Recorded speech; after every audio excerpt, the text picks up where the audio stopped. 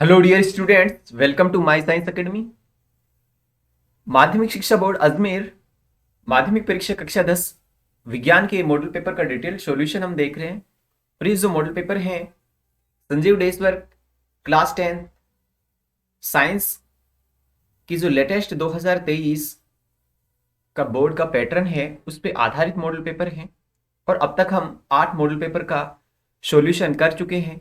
तो यदि आपने वो मॉडल पेपर नहीं देखे हैं तो आप हमारे चैनल माई साइंस एकेडमी की जो प्लेलिस्ट है RBSC class 10 science model paper, वहां से जाके ये मॉडल पेपर देख सकते हैं।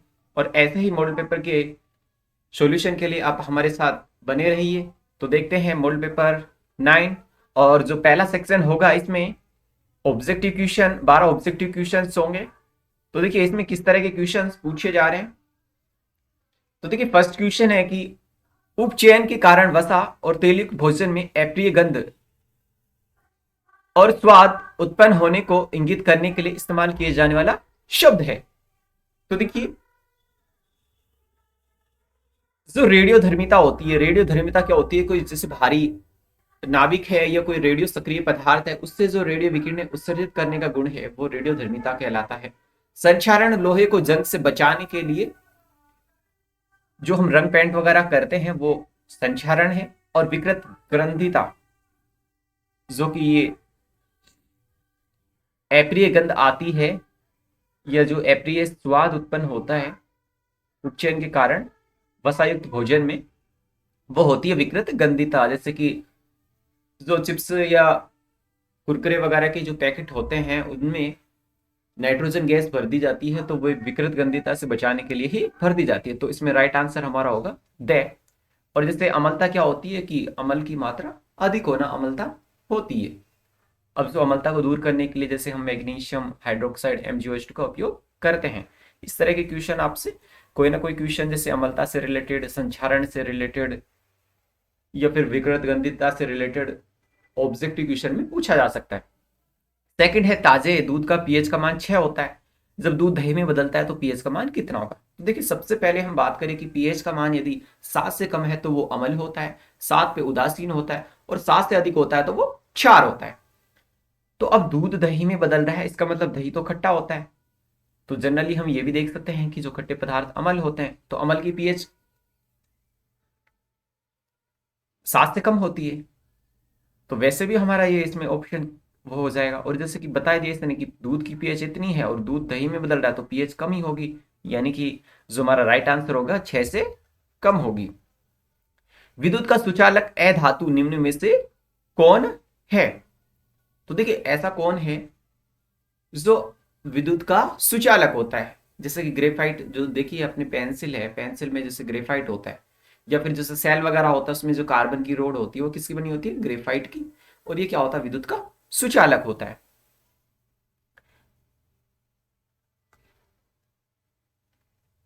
ऐसे ही जैसे हीरा कार्बन का पररूप है, सल्फर एक अन्य तत्व है, और आयोडीन जैसे कि जो हमारे गले में थायरोक्सिन हार्मोन का स्त्रावित होता है, थायराइड ग्रंथि होती है जिसमें थायरोक्सिन हार्मोन की कमी से गलगंड रोग हो जाता है, जिससे हम आयोडीन, जो व्यक्ति आयोडीन का सेवन करते हैं उनमें ये नहीं होता है। फोर्थ है टेस्टोस्टेरोन एवं एस्ट्रोजन संबंधित है। देखिए टेस्टोस्टेरोन और एस्ट्रोजन संबंधित है। सबसे पहले अगर टेस्टोस्टेरोन हार्मोन की बात करें तो ये जो नर के जनन तंत्र से स्रावित हार्मोन है। और एस्ट्रोजन, तो देखिए जो मादा होती है उसमें दो हार्मोन स्रावित होते हैं, एक एस्ट्रोजन और एक प्रोजेस्टेरोन। तो देखिए ये किस बात का सूचक है हमें केवल यही बताना था, तो ये यौन आरंभ से रिलेटेड है। यानी कि फिफ्थ देखिए एकल संकरण, संकर संकरण में प्राप्त जीन प्रारूप अनुपात है। तो देखिए जो मेंडल के नियमों से जो जीन प्रारूप और लक्षण प्रारूप आते हैं उनमें से क्वेश्चन पूछा जाता है, तो आपकी जो बुक में जो एग्जाम्पल ले रखे हैं तो उनके जो जीन प्रारूप और लक्षण प्रारूप जरूर ध्यान रखिए। इनसे रिलेटेड 1 नंबर का क्वेश्चन या तो ऑब्जेक्टिव में या फिर अतिलघुरात्मक क्वेश्चन में पूछा जा सकता है। तो देखिए ये 1:2:1 होता है। जल का अपवर्तनांक है। तो देखिए जल का अपवर्तनांक, इसका फिक्स वैल्यू है जो 1.33 होती है। पुनरुद्भवन का यानी कि पुनर्जनन का द्वारा जनन होता है, किसमें होता है? देखिए राइजोपस में बीजाणु का महासन पाया जाता है, इसमें नहीं होता। प्लेनेरिया इसमें भी नहीं होता। अमीबा इसमें द्विविखंडन पाया जाता है। और जो ब्रायोफिलम होता है इसमें, यानी कि जो हमारा पत्थर चट्टा होता है, इसमें जो इसकी पत्तियां होती है तो उससे पुनरुद्भवन होता है, यानी कि उससे ये नया पादप विकसित कर सकती है। रेटिना पर किसी वस्तु का प्रतिबिंब बनता है। तो देखिए सबसे पहले कि जो हमारी आंख में जो लेंस होता है वो कैसा लेंस होता है? उत्तल लेंस होता है।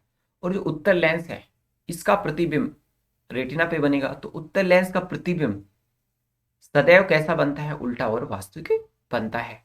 अब जैसे कि प्रतिबिंब उल्टा बनता है, फिर हमारा जो मस्तिष्क है इसे संसाधित करके सीधा हमें दिखाई देता है। हर वस्तु हमें सीधी दिखाई देती है, वस्तु हमें उल्टी दिखाई नहीं देती।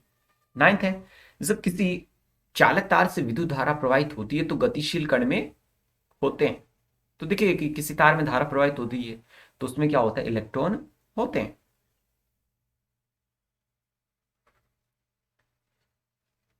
नेक्स्ट है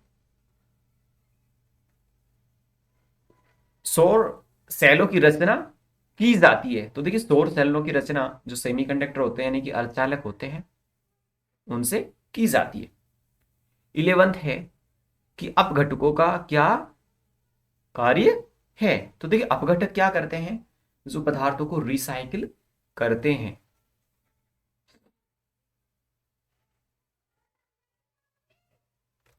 राजस्थान में जल संरक्षण की पुरानी संकल्पना है। तो देखिए राजस्थान में जल संरक्षण की जो पुरानी संकल्पना है खादिन। तो देखिए ये जो 12th क्वेश्चन है ये वन संरक्षण या फिर कोई नवीनीकरण एनवरीकरण स्रोतों से रिलेटेड कोई ना कोई इसमें ऑब्जेक्टिव क्वेश्चन पूछा जा रहा है।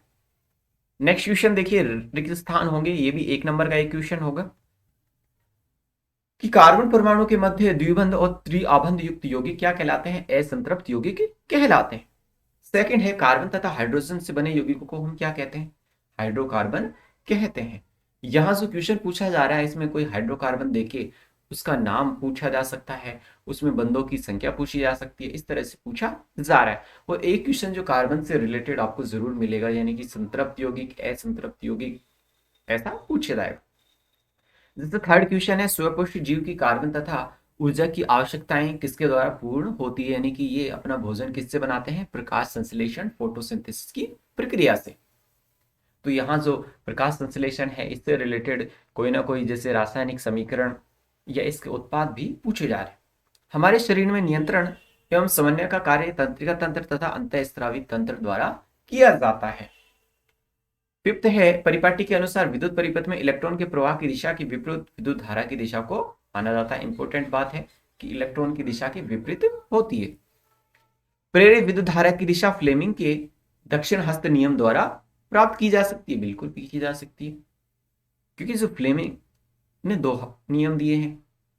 एक तो फ्लेमिंग के दाएं हाथ का नियम जो प्रेरित धारा की दिशा को बताता है, और इसके जो बाएं हाथ का नियम है वो साधारण धारा को बताता है।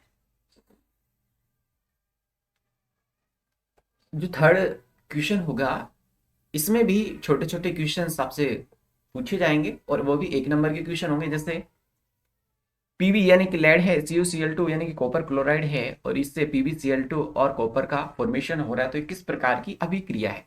तो देखिए जो यहाँ जो Cl2 समूह था वो इस Pb के साथ क्या हो गया? प्रतिस्थापित हो गया या विस्थापित हो गया।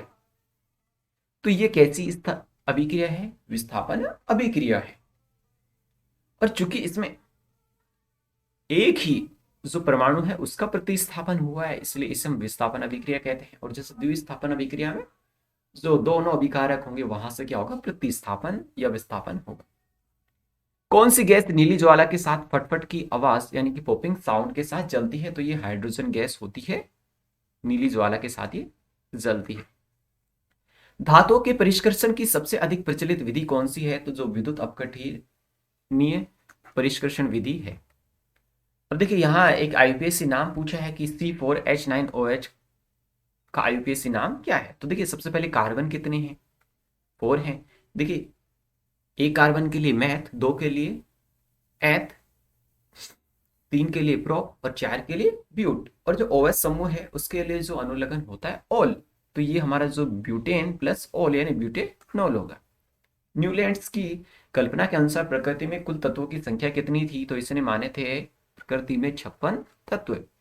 प्रतिवर्ती चाप मिलकर बनता है। तो देखिए, आगत तंत्रिका, निर्गत तंत्रिका तथा मेर रज्जु, यानी कि एक जो सूचना को लेके जाएगी, एक जो इस तक पहुंचाएगी, और स्पाइनल कोड, इससे ये दोनों तंत्रिकाएं हमारी जुड़ी हुई होंगी। बीजाणु के चारों ओर पाई जाने वाली मोटी भित्ति का क्या कार्य होता है? तो देखिए, जो प्रतिकूल परिस्थितियों में बीजाणु की क्या करती है? रक्षा करती है। 8 क्वेश्चन है कि ताप बढ़ाने पर अर्धचालकों के प्रतिरोध पर क्या प्रभाव पड़ता है?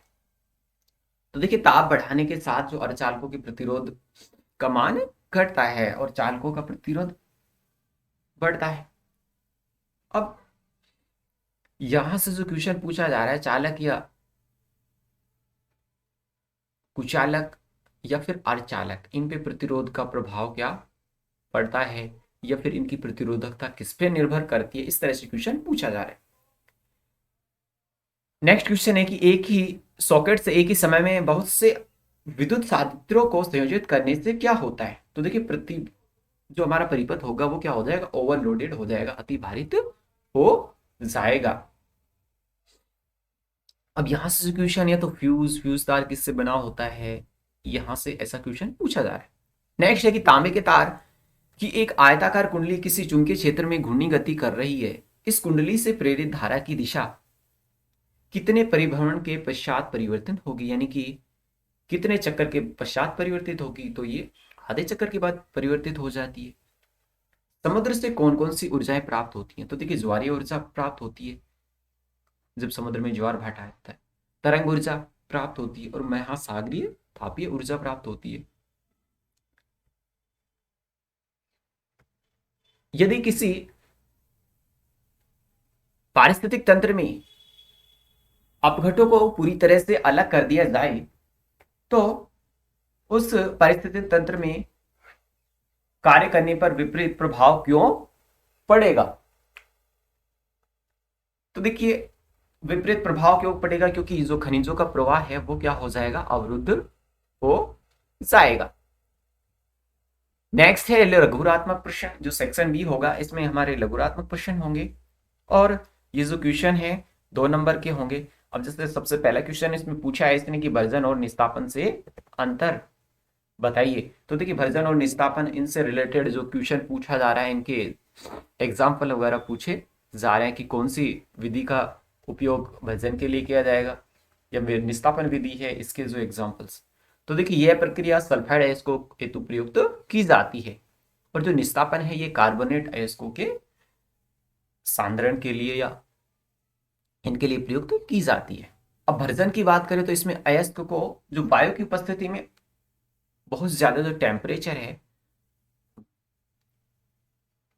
उसकी उपस्थिति में गर्म करके ऑक्साइड में बदला जाता है, जबकि जो निस्तापन होगा, निस्तापन में अयस्क को सीमित वायु की उपस्थिति में अधिक ताप पर गर्म करके ऑक्साइड में बदला जाता है। प्रोपाइन की इलेक्ट्रॉन बिंदु संरचना बनाइए। अब देखिए, प्रोपाइन क्या होता है? प्रोपाइन का अर्थ है कि इसमें ट्रिपल बंध है और 3 कार्बन है। तो देखिए, 3 कार्बन है तो तीनों कार्बनों को हम एडजस्ट कर लिया जैसे ये।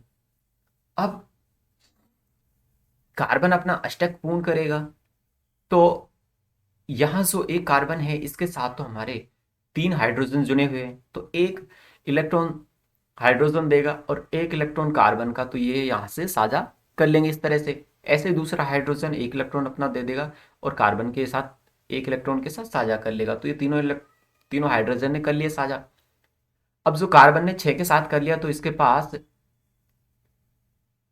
एक जो इलेक्ट्रॉन है इसका दूसरे कार्बन के साथ इसके साथ साझा कर लिया इसने, और ऐसे ही जो तीसरा कार्बन है ये एक इलेक्ट्रॉन के साथ हाइड्रोजन के साथ साझा कर लेगा। तो इस तरह से अपना अष्टक कंप्लीट करते हैं। कार्बन को अत्यंत महत्वपूर्ण तत्व क्यों कहलाता है। तो देखिए कार्बन कार्बन के साथ तो ये संयोजकता करके अन्य यौगिक तो बनाता ही है, लेकिन जैसे हाइड्रोजन है, हेलोजन है, ऑक्सीजन है, नाइट्रोजन है, सल्फर है, इनके साथ भी ये सहसंयोजी बंध बना के अन्य यौगिक बनाता है, इसलिए इसको ऐसा कहा जाता है। न्यूलैंड का अष्टक नियम क्या कहता है? देखिए न्यूलैंड का अष्टक का नियम कहता है कि जब तत्वों को हम उनके बढ़ते हुए परमाणु द्रव्यमान के क्रम में व्यवस्थित करें, तो जो प्रत्येक 8वां तत्व है वो पहले तत्व के समान गुण प्रदर्शित करता है। नेक्स्ट है देखिए कि यकृत के कार्य लिखिए। तो देखिए यकृत क्या करता है, सबसे पहले तो ये पित्त के संश्लेषण का काम करता है, और सेकंड जो यकृत कोशिकाएं हैं ये यूरिया का संश्लेषण करती है। नेक्स्ट देखिए कि बीजों के बनने से पौधे को क्या लाभ होता है। तो देखिए बीजों में भ्रूण होता है, और बीज का निर्माण से जो बीजांड है एक कठोर आवरण के रूप में विकसित हो जाता है, और इसी में जो बीज है वो भ्रूण को सुरक्षित रखता है। सेकंड है कि बीज में जो खाद्य पदार्थ संग्रहित होते हैं वो भ्रूण को क्या करते हैं, पोषण प्राप्त करने में सहायक होता है। देखिए हाइड्रा में मुकुलन का चित्र बनाना था, तो इस तरह से आप मुकुलन का चित्र बना सकते हैं कि हाइड्रा है उसमें एक छोटी सी जो कार्ड के रूप में ये जो रचना है ये इस तरह से निकलेगी, और फिर इसका आकार बढ़ता जाता है, और फिर लास्ट में ये इससे विखंडित हो जाती है। उस द्रव्य का अपवर्तनांक ज्ञात कीजिए यदि प्रकाश की किरण का आपतन कोण 45 डिग्री तथा द्रव्य अपवर्तन का कोण 30 डिग्री हो। तो देखिए जो कोई किरण है उसका आपतन कोण यानी कि आपतन कोण को आई से डिनोट करते हैं, वो 45 डिग्री दे रखा है, और जो इसका द्रव्य का अपवर्तन कोण है यानी कि जो रिफ्लेक्टेड कोण है वो है आर 30 डिग्री। तो हम जानते हैं स्नेल के नियम से एन इक्वल टू क्या होता है, साइन आई अपॉन में साइन आर। देखिए यहां से आपसे स्नेल का नियम भी पूछा जा सकता है, यानी कि जो आपतन कोण की ज्या है और अपवर्तन कोण की ज्या है उनका अनुपात एक निश्चित मान होता है इसका, तो उसे हम क्या कहते हैं, स्नेल का नियम, यानी कि एन इक्वल टू साइन आई अपन में साइन आर। अब जो साइन आई है यानी कि साइन 45 डिग्री, साइन 45 डिग्री का मान कितना होता है, 1 अपन में √2, और साइन 30 डिग्री का मान होता है 1/2, तो ये आया 2 अपन में √2। इसे हम काटेंगे तो ये √2 आ जाएगा, तो ये √2 का मान होता है 1.414, अर्थात द्रव्य का अपवर्तनांक कितना आ गया, 1.414। अब देखिए चुंबकीय बल रेखाओं की दो विशेषताएं बतानी है। तो देखिए चुंबकीय जो बल रेखाएं हैं ये बंद काल्पनिक वक्र के रूप में होती हैं। सेकंड अगर हम बात करें कि चुंबक के बाहर जो बल रेखाओं की दिशा होती है वो एन से एस की ओर होती है, तथा अंदर जो ये चलती हैं एस से एन की ओर। तो देखिए 13 क्वेश्चन है कि इसमें दिशा का निर्धारण करने वाला नियम हमें बताना है। तो देखिए किसी धारावाही सीधे चालक के चारों ओर उत्पन्न जो चुंबकीय क्षेत्र है वो किससे बताते हैं, तो जो मैक्सवेल के दक्षिण हस्त नियम से बताते हैं, कि ये कहता है कि कोई धारावाही चालक है उसको इस तरह से पकड़े कि जो अंगूठा है वो धारा की दिशा में रहे, तो जो मुड़ी हुई अंगुलियां हैं वो उसके चुंबकीय क्षेत्र की दिशा को बताती हैं। ऐसे ही जो सेकंड है इसका कि किसी चुंबकीय क्षेत्र में किसी कुंडली के घूर्णन पर उस कुंडली में उत्पन्न प्रेरित धारा किसके नियम से दी जाती है, तो देखिए फ्लेमिंग का जो दाहिने हाथ का नियम है उससे हम प्रेरित धारा की दिशा को बताते हैं। नेक्स्ट क्वेश्चन है कि कोई विद्युत बल्ब 220 वोल्ट के जनरेटर से संयोजित है, यदि बल्ब से 0.50 एम्पियर विद्युत धारा प्रवाहित हो रही है तो बल्ब की शक्ति क्या है। तो देखिए यहाँ जो कि न्यूमेरिकल पूछा जा रहा है विद्युत शक्ति से रिलेटेड या फिर श्रेणी क्रम या समांतर क्रम संयोजन से रिलेटेड एक न्यूमेरिकल जरूर पूछा जाएगा 2 नंबर का। तो देखिए ये फिक्स हमारे पास फॉर्मूला है कि P इक्वल टू क्या होता है, VI। अब P इक्वल टू VI होता है का तात्पर्य ये हुआ कि जो शक्ति है विभवांतर और जो धारा है उसका गुणनफल होती है, तो दोनों मान हमें दे रखे हैं तो हमने निकाला, तो यह आया 110 जूल प्रति सेकंड। तो ये यहाँ भी आप छोड़ सकते हैं, और अगर इसकी यूनिट के रूप में चेंज करना चाहें तो ये होती है 110 वॉट। नेक्स्ट है 4 ओम, 8 ओम, 12 ओम तथा 24 ओम प्रतिरोध की चार कुंडलियों को किस प्रकार से संयोजित करें कि संयोजन से अधिकतम और न्यूनतम प्रतिरोध प्राप्त हो सके। तो देखिए ये न्यूमेरिकल है 2 नंबर का। तो देखिए अधिकतम प्रतिरोध कब प्राप्त होगा, जब प्रतिरोधों का हम श्रेणी क्रम संयोजन करें। अब श्रेणी क्रम संयोजन में क्या होता है कि जो प्रतिरोधों का सीधा सा योग होता है, यानी कि R1 प्लस R2 R3। तो ये जैसे R1 माना हमने, ये R2, ये R3 और ये R4, तो इनको योग कर लेते हैं, ये आता है 48 ओम। अब न्यूनतम प्रतिरोध कब होगा, जब समांतर क्रम संयोजन होगा, यानी कि 1 में इनका करके योग करेंगे तो क्या होगा, समांतर क्रम संयोजन। तो इससे हम वैल्यू पुट करते हैं तो ये आता है 1/2, यानी कि जब R इक्विवेलेंट निकालेंगे, ये 1/R का मान कितना आया, 1/2। तो R इक्विवेलेंट का मान निकालेंगे तो 2 ओम आ जाएगा। नेक्स्ट है चारकोल किसे कहते हैं, इसकी एक विशेषता बताइए। तो देखिए जब लकड़ी को वायु की सीमित आपूर्ति में हम जलाते हैं तो उसमें उपस्थित जो जल तथा वाष्पित पदार्थ क्या होते हैं, बाहर निकल जाते हैं। तो शेष बचा पदार्थ क्या कहलाता है, चारकोल कहलाता है। अब चारकोल क्या है कि बिना ज्वाला के साथ चलता है। अब सेक्शन सी है, इसमें 3 नंबर के क्वेश्चन हैं। देखिए पहला क्वेश्चन है इसमें ZnPb और कॉपर की क्रियाशीलता का क्रम लिखिए। तो ये होता है ZnPb और Cu। अब विस्थापन और द्विस्थापन अभिक्रिया में क्या अंतर है, इन अभिक्रियाओं के समीकरण लिखिए। तो देखिए विस्थापन अभिक्रिया में क्या होता है कि किसी यौगिक से एक तत्व या उससे अधिक क्रियाशील तत्व द्वारा अगर विस्थापित होता है तो वो होती है विस्थापन अभिक्रिया। जैसे कि कॉपर सल्फेट और जो जिंक है इसकी अभिक्रिया कराते हैं, तो जो हमारा जिंक है वो कॉपर सल्फेट से क्या हो रहा है, प्रतिस्थापित। या फिर हम ये बोल सकते हैं सीधा सा कि जो कॉपर है वो Zn के द्वारा क्या हो गया, प्रतिस्थापित हो गया। ऐसे ही जो यहाँ दूसरी इक्वेशन है Fe प्लस कॉपर सल्फेट, तो यहाँ जो हमारा कॉपर है वो Fe के द्वारा क्या हो गया, प्रतिस्थापित हो गया या फिर विस्थापित हो गया।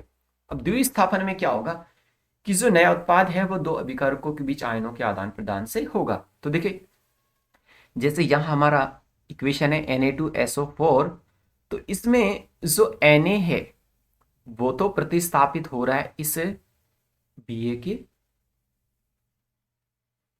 द्वारा, यानी कि BaSO4 बन गया। और जो ये Cl2 है ये इस Na के साथ रिएक्शन कर लेगा तो हमारे 2NaCl बन जाएगा। ऐसे ही AgNO3 यानी सिल्वर नाइट्रेट है और जो सोडियम क्लोराइड NaCl के साथ रिएक्शन करेगा, तो जो Ag है ये तो Cl के साथ और NO3 Na के साथ, तो ये सोडियम नाइट्रेट। नेक्स्ट है कि 3F के नाम से किस हार्मोन को जाना जाता है, इसे स्त्रावित करने वाली ग्रंथि का नाम बताइए और इसके अतिस्राव से शरीर में कौन से परिवर्तन होते हैं। तो देखिए 3F हार्मोन यानी कि फाइट, अच्छा ये मैंने फाइट की जगह ये केवल फाइट है ना, फाइट, फाइट यानी लड़ाई, फ्लाइट यानी पलायन यानी कि भाग जाओ, और फियर यानी डर, उसके समय अधिक स्त्रावित होते हैं। और जो जो भी जीव हैं उनमें प्रतिकूल परिस्थितियां पैदा करते हैं कि इन परिस्थितियों के प्रति तैयार करने के लिए ये उत्सर्जित होते हैं। अब इसे एड्रेनलिन हार्मोन को एपिनेफ्रिन भी कहते हैं और ये जो एड्रेनल ग्रंथि है उसके मेडुलर भाग से स्त्रावित होता है। अब इसके अतिस्राव से क्या होता है, हृदय की जो धड़कन है वो बढ़ जाती है, ब्लड प्रेशर बढ़ जाता है और आधार उपापचय दर बढ़ जाती है। 19 है लिंग गुणसूत्र और अलिंग गुणसूत्र क्या है। तो देखिए लिंग गुणसूत्र जो मनुष्य में लिंग का निर्धारण करते हैं। अब ये एक्स और वाई प्रकार के होते हैं और इनका आकार भी अलग होता है। जैसे एक्स गुणसूत्र है वो तो क्या होता है, बड़ा और आकृति में सीधा होता है। ऐसे ही जो हमारा वाई गुणसूत्र है ये होता है, आकार में तो छोटा होता है ये, तथा आकृति में एक सिरे पर कुछ मुड़ा हुआ होता है। अब जो एलिंग गुणसूत्र होते हैं, देखिए ये तो होता है एक जोड़ी, यानी कि XY, और जो एलिंग गुणसूत्र होते हैं वो 22 जोड़ी यानी कि 44। यानी कि जो शरीर लिंग गुणसूत्रों के अलावा जो इनके गुणों को छोड़ के जो अन्य जो लक्षणों का निर्धारण करते हैं वो होते हैं एलिंग गुणसूत्र। अब मानव में बच्चे का निर्माण, कि वो लड़का होगी या लड़की होगी, यानी कि उसमें लिंग का निर्धारण होता है पिता से जो प्राप्त गुणसूत्र होते हैं। अब यदि पिता से प्राप्त गुणसूत्र हमारा X है तो जो बनने वाली संतति होगी वो क्या होगी, लड़की होगी। और यदि पिता से हमारा Y गुणसूत्र प्राप्त हो रहा है तो इस कंडीशन में लड़के का जन्म होता है। नेत्र बैंक क्या है? तो देखिए, नेत्र बैंक क्या करता है कि जो दान किए गए नेत्रों को संरक्षण करने का काम करता है, उनको कलेक्ट करता है और फिर उपकरणों के द्वारा इनको स्टोरेज करता है, और जरूरत पड़ने पर फिर ये इनको डिस्ट्रीब्यूट भी करता है।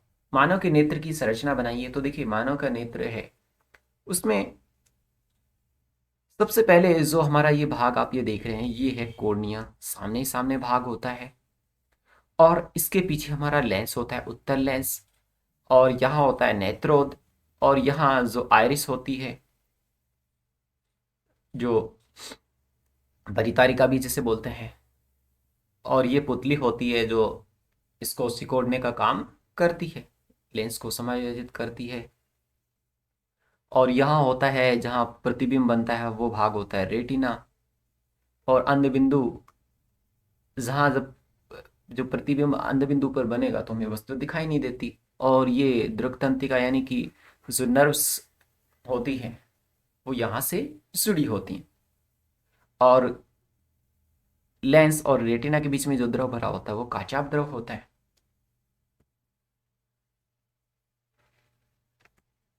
21 है अम्लीय वर्षा का कारण एवं इसके कुप्रभावों को लिखिए। तो देखिए, अम्लीय वर्षा क्या होती है कि अम्ल की वर्षा होना, यानी कि इसमें जैसे H2SO4 है,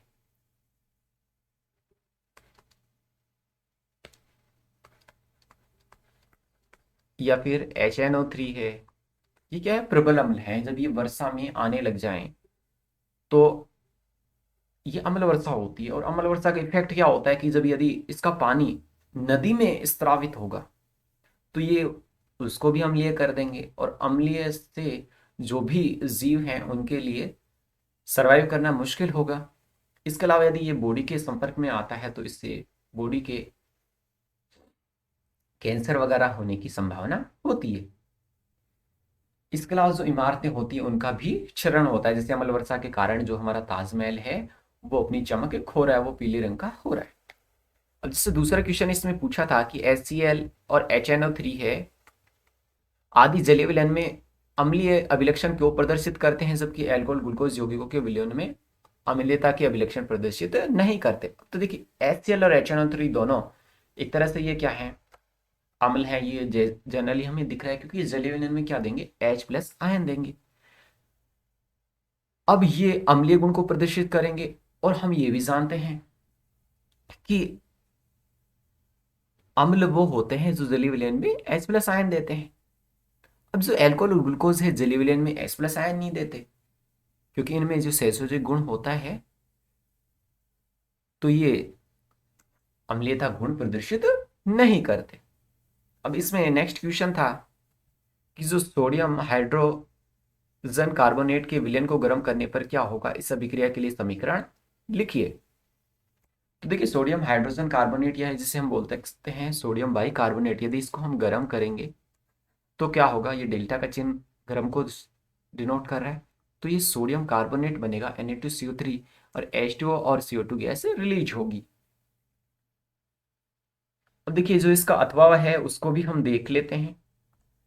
देखिए, यहाँ जो अथवा में जो क्वेश्चन पूछा जा रहा है कोई ना कोई फॉर्मूला पूछा जा रहा है, जैसे जिप्सम का पूछ लिया, प्लास्टर ऑफ पेरिस का पूछ लिया, विरंजक चूर्ण का पूछ लिया, या फिर संगमरमर जैसे कि कैल्शियम कार्बोनेट इसका पूछ लिया। तो इस तरह से यहाँ फॉर्मूले पूछे जाते हैं, जैसे सोडियम कार्बोनेट का पूछ लिया।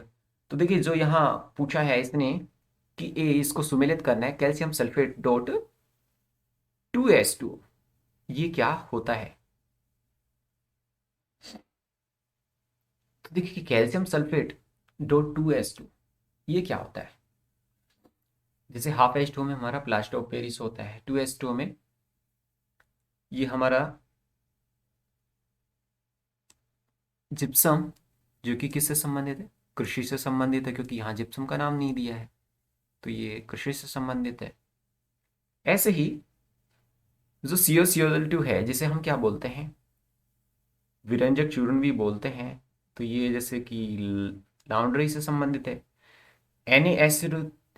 NaSCO3 जिसे हम सोडियम कार्बोनेट बोलते हैं। तो ये हमारा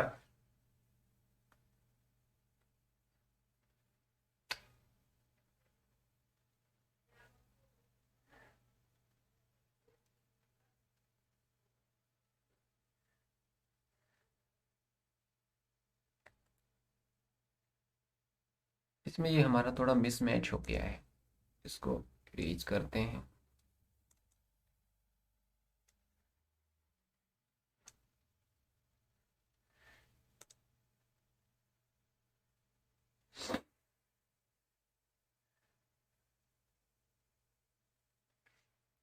ये तो हमारा राइट था, ये तो कृषि से संबंधित है, क्योंकि जिप्सम आता है। अब जैसे कि Na2CO3 है, ये हमारा जो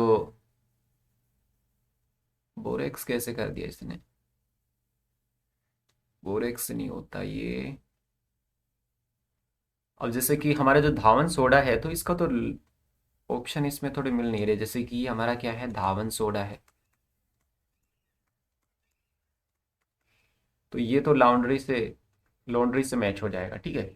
और जो सोडियम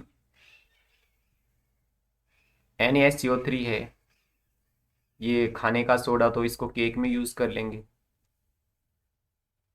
और जो बी है, बी हमारा विरंजक चूर्ण होता है, तो ये थोड़ा ऑप्शन इसमें बैठ नहीं रहा, तो ये आप इससे लिख सकते हैं कि ये होगा विरंजक चूर्ण। तो ये बोरक से हम संबंधित कर देते हैं, क्योंकि इसमें लॉन्ड्री से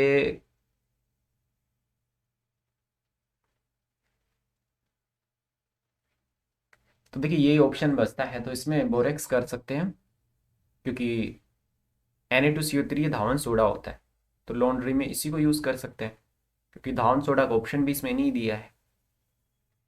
नेक्स्ट देखिए,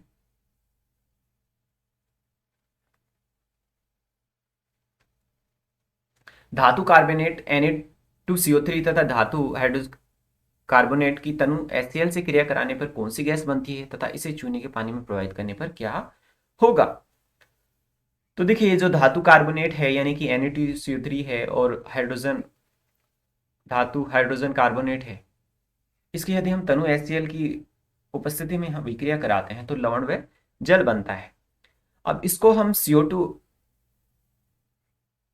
चूने के पानी में प्रवाहित करते हैं, तो हमारे पास जो CO2 गैस निकलती है और लवण व जल बनता है।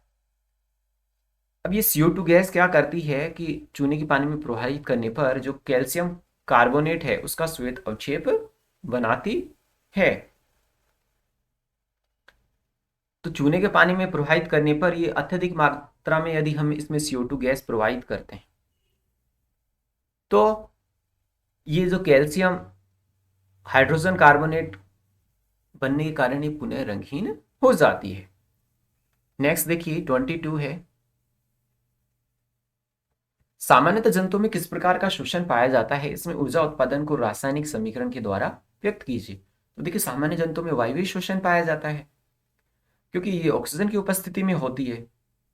और इसमें क्या होता है कि जो हम ऑक्सीजन लेते हैं, उसकी उपस्थिति में ग्लूकोज का क्या होता है, विघटन होता है।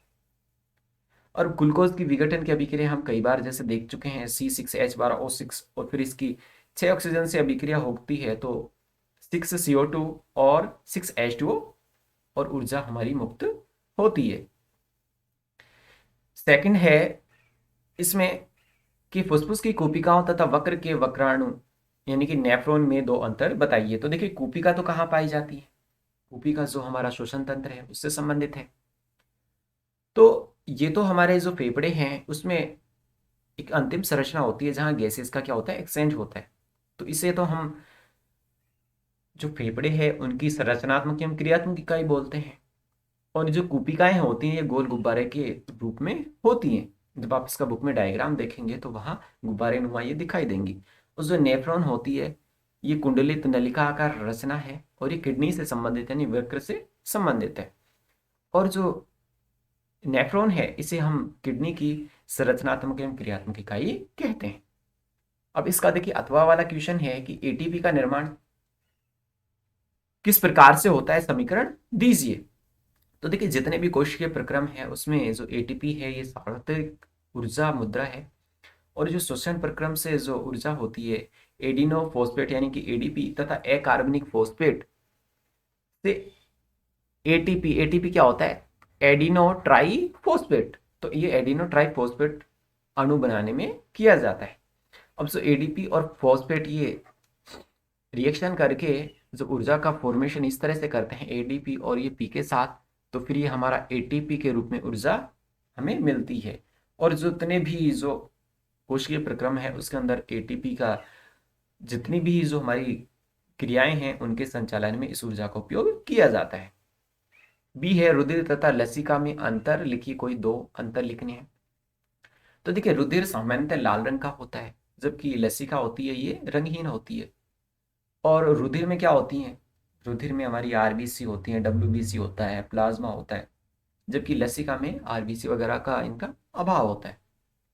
अब लास्ट क्वेश्चन देखिए क्या है कि उत्तल लेंस द्वारा बनने वाले प्रतिबिंब का किरण चित्र बनाओ जबकि बिंब की स्थिति 2f से परे हो। तो देखिए ये आपको स्केल से बनाना है, मैंने वैसे बनाया है। तो ये मैंने ये जो फोकस दूरियां ली हैं इधर f1 और इधर f2, तो ये दोनों समान होनी चाहिए। इधर जैसे 2f2 है वो भी सेम दूरी पे होना चाहिए। तो जो प्रतिबिंब 2f से परे है तो जो प्रतिबिंब कहाँ बनेगा, 2f से पहले यानी कि f2 और 2f2 के बीच में। अब ये है जो u है उसको बिंब की दूरी बोलते हैं, प्रतिबिंब की दूरी v से डिनोट करते हैं और फोकस दूरी f है। अब इसमें जो परिभाषाएं देनी है गोलीय दर्पणों से संबंधित ध्रुव और मुख्य अक्ष की। तो देखिए ध्रुव क्या होता है कि गोलीय दर्पण के जो परावर्तक तल का मध्य बिंदु गोलीय दर्पण का क्या कहलाता है, ध्रुव कहलाता है। तो ऐसी डेफिनेशन ध्रुव की या मुख्य अक्ष की अक्सर पूछी जा रही है। मुख्य अक्ष क्या होता है कि गोलीय दर्पण के वक्रता केंद्र C तथा ध्रुव P को मिलाने वाली रेखा मुख्य अक्ष कहलाती है। अब इसका जो अथवा वाला क्वेश्चन है उसको भी हम कर सकते हैं कि गोलीय लेंस के लिए कार्तीय चिन्ह परिपाटी का आरेख बनाइए। तो ये अब जब आरेख बनाएंगे, जैसे यहाँ से मैं थोड़ा सा एक्सप्लेन कर देता हूँ। जैसे कि ये हमारा लेंस बना, लेंस हमारा ये बना हुआ है, ये लेंस जैसे हमारा ये बना हुआ है। तो सॉरी इसमें हमें गोलीय दर्पण के लिए तो ये जैसे गोलीय दर्पण मान ले इसको, तो आपतित किरण इधर से होगी तो इधर जो चिन्ह लेंगे वो कैसे लेंगे, धनात्मक लेंगे। ये जैसे हमारा दर्पण में क्या होगा, ये प्रकाशिक केंद्र होगा, तो आपतित किरण के विपरीत दिशा में हम ऋणात्मक लेते हैं। ऐसे ही जो आपतित किरण है इसके ऊपर की ओर धनात्मक तथा नीचे की ओर ऋणात्मक लेते हैं। अब जैसे दो डेफिनेशन है, मुख्य फोकस क्या होता है और फोकस दूरी क्या होती है। तो देखिए मुख्य अक्ष पर स्थित वह बिंदु जहां मुख्य अक्ष के समांतर जो आने वाली किरणें हैं वो परावर्तन के पश्चात मिलती है या मिलती हुई प्रतीत होती है, वो मुख्य फोकस कहलाता है। और फोकस दूरी क्या होती है कि जो गोलीय दर्पण होगा उसके ध्रुव और फोकस एफ के बीच की दूरी फोकस दूरी कहलाती है और इसको स्मॉल एफ से नोट करते हैं। तो इस तरह के क्वेश्चन आपसे पूछे जा सकते हैं। तो ये था मॉडल पेपर का डिटेल सॉल्यूशन और इसी तरह के अन्य मॉडल पेपर के लिए आप हमारे साथ बने रहिए। Thanks for watching the video.